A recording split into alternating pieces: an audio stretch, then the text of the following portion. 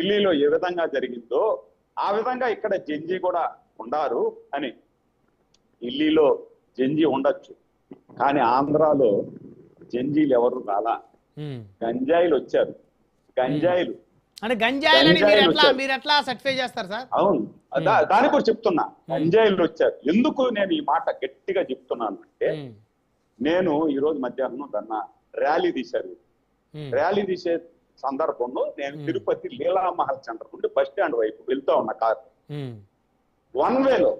One వేలో మీకు తెలుసు బ్రహ్మనాయుడు గారు, మన కొండ నుండి డౌన్ అయితే లెఫ్ట్ అంతా వన్ వే ఉంటది, రైట్ అంతా అప్ అవుతుంది, లెఫ్ట్ మనం బస్ స్టాండ్కి వెళ్తూ ఉంటాం. అంత పిలిగ్రిమ్ ప్లేస్ లో భక్తులు అందరూ వెళ్ళేటువంటి దారిలో ఎదురుగా రాంగ్ రూట్ లో ఒక బైక్ మీద 4-5 మంది కూర్చొని బండ్లకు సైలెన్సర్లు ఇప్పేసి, సట్లు ఇప్పేసి, బరా బరా బరా అని సౌండ్ చేసుకుంటూ, జెండా పట్టుకొని ఊపుకుంటూ ఊగతా వచ్చే వాళ్ళు ఎవరన్నా ఏమంటారు బ్రహ్మనాయుడు గారు? ఒక బైక్ మీద 2 పోవాలా, 3 పోతే తప్పు, 5 మంది పోతే మహా తప్పు కదా.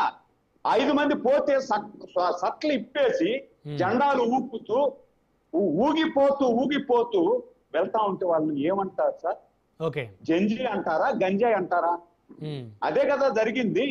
ఇక్కడ జంజీ లేదు సార్, గంజాయి ఉంది. మేము ఉద్యోగాలు ఇచ్చాం, మీరేమంటున్నారు? మీరు ఆ ఉద్యోగాలు వద్దు, వాళ్ళు ఉద్యోగాలు చేసుకుంటే బాగుపడిపోతారు, ఉద్యోగాలు లేకుండా గంజాయి మత్తులు తూగేటట్టుగా తయారు చేయండి అంటారా మీరు? సరే, ఒకవేళ మీరు చెప్పినట్టే ఏదైనా అన్యాయం జరిగింది అనుకుందాం. బ్రహ్మనాయుడు గారు, నాకు 54 సంవత్సరాలు. నా సర్వీసులో ఏదైనా ఒక ప్రభుత్వంలో అన్యాయం జరిగింది అంటే ఒక మంత్రో లేదు ఎమ్మెల్యేనో ఎవరు వచ్చి సర్దుబాటు చేస్తారు, ప్రెస్ మీట్ పెట్టి చెప్తారు. కానీ కని విని ఎరుగినటువంటి విధంగా ఆ అధికారులు, ఐఏఎస్ ఆఫీసర్లు మీరు చేసిన ప్రతి ఆరోపణకి రుజువులతో సహా ఈ విధంగా మేము ఉద్యోగాలు ఇచ్చాం, ఇది పేపర్, మేము ఇచ్చిన ఉద్యోగాలకు రుజువులు ఇవ్వి అని లైవ్ లో చూపించి వాళ్ళు మీరు ప్రతి ఆరోపణకి సమాధానం చెప్పారు. మీ దగ్గర ప్రశ్న ఎక్కడుంది? ఆరోపణ నిరూపించేదానికి ఎక్కడుంది? సరే, అది కాదనుకుందాం, మీరు రోడ్డు మీద కాదు ధర్నా చేయాల్సి. పులివెందుల ఎమ్మెల్యేగా జగన్మోహన్ రెడ్డి గారు ఉన్నారా? ఆయనతో పాటు ఇంకొక 10 మంది ఎమ్మెల్యేలు ఉన్నారా? రాండి, రేపు 17వ తేదీ అసెంబ్లీకి రాండి. మీ దగ్గర ఏమేమి ఆధారాలు ఉన్నాయో ఈ ఆధారాలన్నీ ఎత్తుకొని కూర్చొని ఈ విధంగా మీరు అన్యాయం చేశారు, ఫస్ట్ ర్యాంక్ వచ్చినోడికి ఉద్యోగం ఇవ్వలేదు, అన్యాయం చేసి స్పోర్ట్స్ కోటాలో అన్యాయం జరిగింది అని చెప్పి మీ దగ్గర ఉండే ఆధారాలతో మీరు అసెంబ్లీలో మాట్లాడండి. రికార్డ్ అవుతుంది కదా. అసెంబ్లీలో మాట్లాడితే రికార్డ్ అవుతుంది, రోడ్డు మీద మాట్లాడితే ఏమవుతుంది? ఉపయోగం లేదు కదా. అంటే నేను ఏమంటానంటే, మీతో పాటు ఈ రాష్ట్రంలో కాంగ్రెస్ పార్టీ ఉంది, సిపిఎం ఉంది, సిపిఐ ఉంది, ప్రజా సంఘాలు ఉన్నాయి, పెద్దల కృష్ణాంజనేయులు లాంటి మేధావులు ఉన్నారు. వీళ్ళందరూ రాలేదు, మీతో కలిసి రాలేదు. ఎందుకు రాలేదు సార్?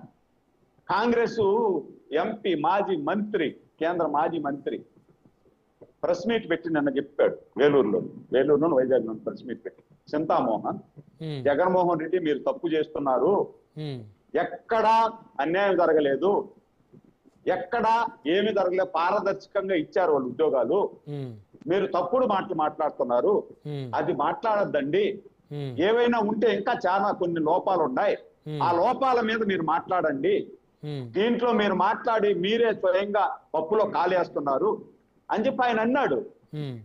మరి దానికి మరి సిపిఐ రాలేదు, సిపిఎం రాలేదు, ప్రజా సంఘాలు ఊరు రాలేదు. అన్యాయం జరుగుంటే రావాలి కదా వాళ్ళు. నిజంగా ఏదన్నా జరుగుంటే ఎందుకు రాలేదు? సరే, ఓళ్ళు రాలేదు, కనీసం ఎవరు అన్యాయం జరిగింది, నాకు అన్యాయం జరిగిందని ఒక వ్యక్తి రోడ్డు మీదకి రాలేదే మీతో పాటు? ఎందుకు రాలేదు అంటే దాన్ని బట్టి అర్థం అయిపోతుంది కదా. ఇక్కడ జంజీలు లేరు, గంజాయిలే ఉన్నారు అని. అందుకే నేను గట్టిగా జంజీలు లేరండి, గంజాయిలు ఉన్నారు అని. వీళ్ళు ఉద్యోగస్తుల కోసం కాదు సార్ పోరాటం. బ్రహ్మనాయుడు గారు వీళ్ళ ఉద్యోగాల కోసం పోరాటం చేస్తున్నారు సార్. వీళ్ళకి ఉద్యోగాలు ప్రజలు తీసేశారు సార్, ఉద్యోగాలు పెరికేశారు ప్రజలు అందరూ కలిసి. వీళ్ళు మళ్ళా మాకు ఉద్యోగాలు కావాలి, మాకు కావాలి ఉద్యోగాలు అని చెప్పి వీళ్ళ ఉద్యోగాల కోసం, వైసీపీ నాయకులు కార్యకర్తల ఉద్యోగాల కోసం మాత్రమే ఈ పోరాటం చేస్తున్నారు. మా ఆరాటం, మా పోరాటం ఏంది? మేము ఏదైతే ఇచ్చిన హామీలను నెరవేర్చుకుంటూ మెగేట్ డిఎస్సి కంప్లీట్ చేస్తూ దేశాల్లో వీధులు బెగ్గింగ్ చేస్తున్నాం సార్ మేము. బ్రహ్మనాయుడు గారు okay okay one by one మాట్లాడుతున్నారు సురేంద్ర రెడ్డి గారు. మేము విదేశాలలో పోయి అడుక్కొని ఉద్యోగాలు కల్పించాలి నా రాష్ట్రంలో. పెట్టుబడులు పెట్టండి ప్రభు, పెట్టండి ప్రభు అని మేము అడుక్కొచ్చుకొని బెగ్గింగ్ చేసి ఈ రాష్ట్రానికి పెట్టుబడులు తీసుకొచ్చి ఉద్యోగ అవకాశాలు కల్పించేదానికి ఓకే ఓకే మాట్లాడుదురు చెప్పండి బ్రహ్మనాయుడు గారు ఒక్క నిమిషం నిజంగా విద్యార్థులను గాని డిఎస్సి అభ్యర్థులను గాని అన్న అవమానపరిచే విధంగా మాట్లాడి రాష్ట్రంలో గంజాయి మేము విచ్చలవిడిగా అమ్ముతున్నాము అని తెలియజేశాడు. ధన్యవాదాలన్నా. ఎందుకంటే గంజాయి మీరు అమ్ముతా అంటేనే కదా ఒకవేళ తాగడానికి విద్యార్థులు